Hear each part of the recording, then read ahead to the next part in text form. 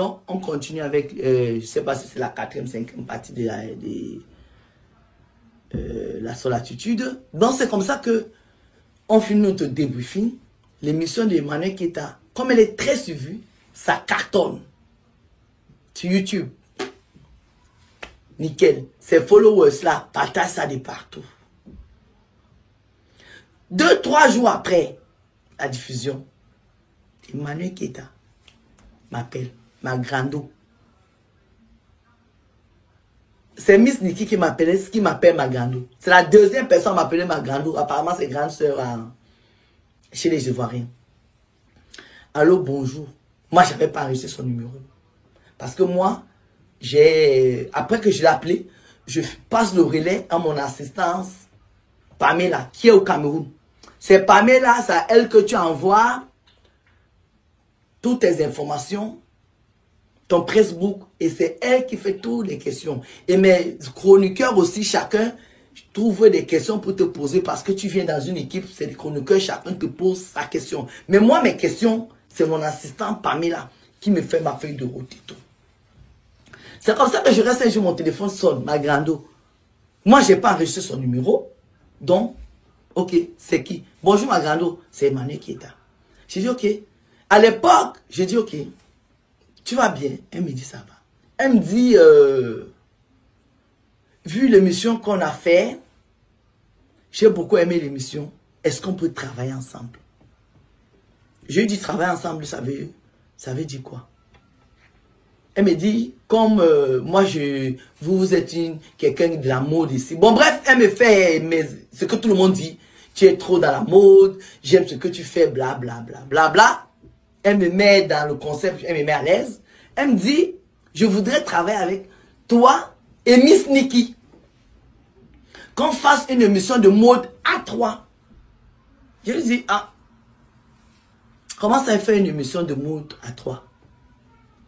Elle me dit oui, parce qu'elle est fan de la mode. Et moi, je suis fan de la mode.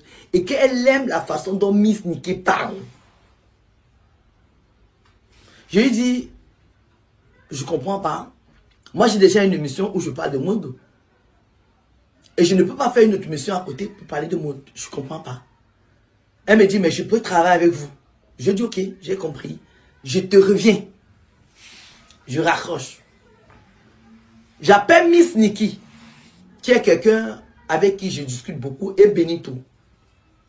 J'appelle Benito. Non, j'appelle Miss Nikki pour avoir son point de vue. Maya n'était pas là. Maya était en voyage. J'ai appelé Maya. Parce que pour ramener quelqu'un dans l'équipe, on était déjà nombreuses.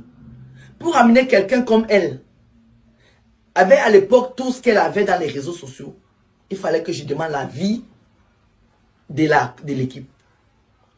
Je demande à Benito.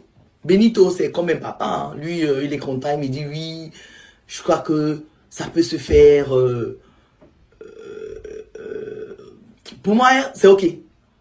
J'ai dit, OK. J'appelle Miss Nikki. Miss Nikki me dit, de toute façon, Miss Nikki était déjà avec Kezi. Donc, elle ne venait plus régulièrement. Elle avait dans son contrat de directrice de Kezi. Donc, vraiment, elle était super occupée. Elle me dit, ma grando, ce que je te propose, c'est que Emmanuel Keita, la place que Annie occupait là, elle peut prendre cette place-là. On la teste, en fait, on voit déjà comment est-ce que Emmanuel Keita va faire. Et après, on va voir si on peut faire une émission de mode à côté avec elle. Donc, pour cette saison-ci, mettons-la dans la solitude. Ça, c'est Miss Nikki qui me conseille ça. Donc, je dis, ok, je vais réfléchir, je vais voir. Comme Dieu sait faire ces choses, il est bizarre. La fille se fait attaquer dans les réseaux sociaux à fond la caisse.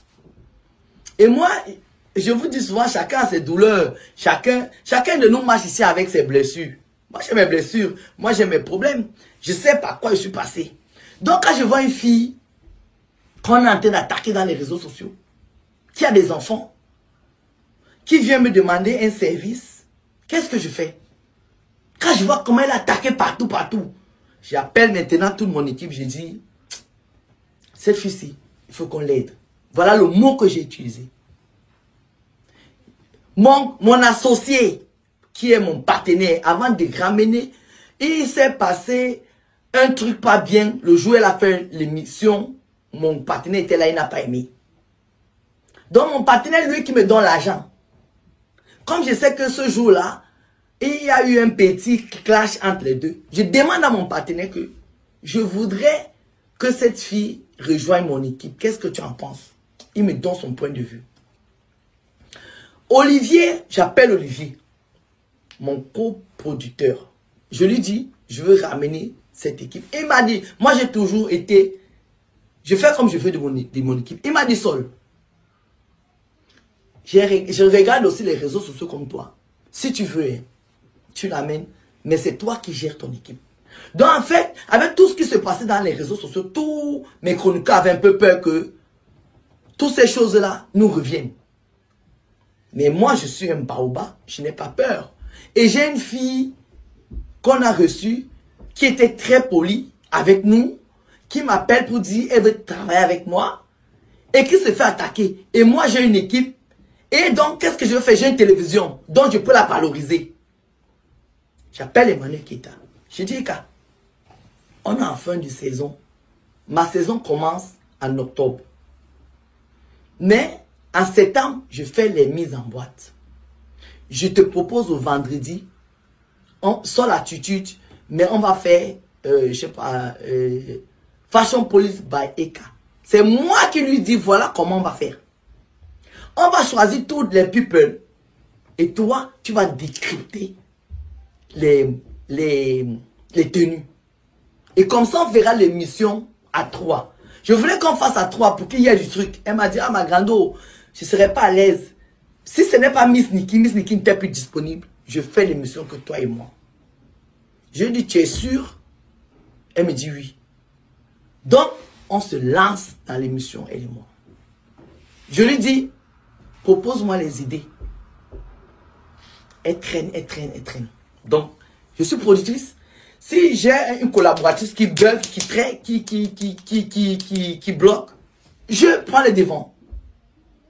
Donc, la première émission, je lui dis, on a choisi des people, vous allez voir qu'il y avait beaucoup de Camerounais ivoiriens.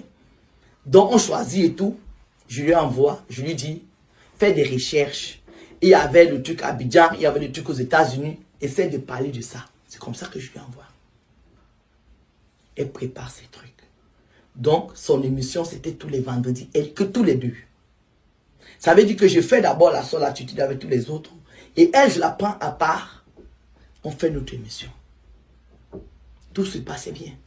Une personne vraiment, en tout cas, magnifique. Ce qui fait que on était même sorti du cadre de l'émission. On devenait grando, petite soeur, tout ça. On pouvait aller manger.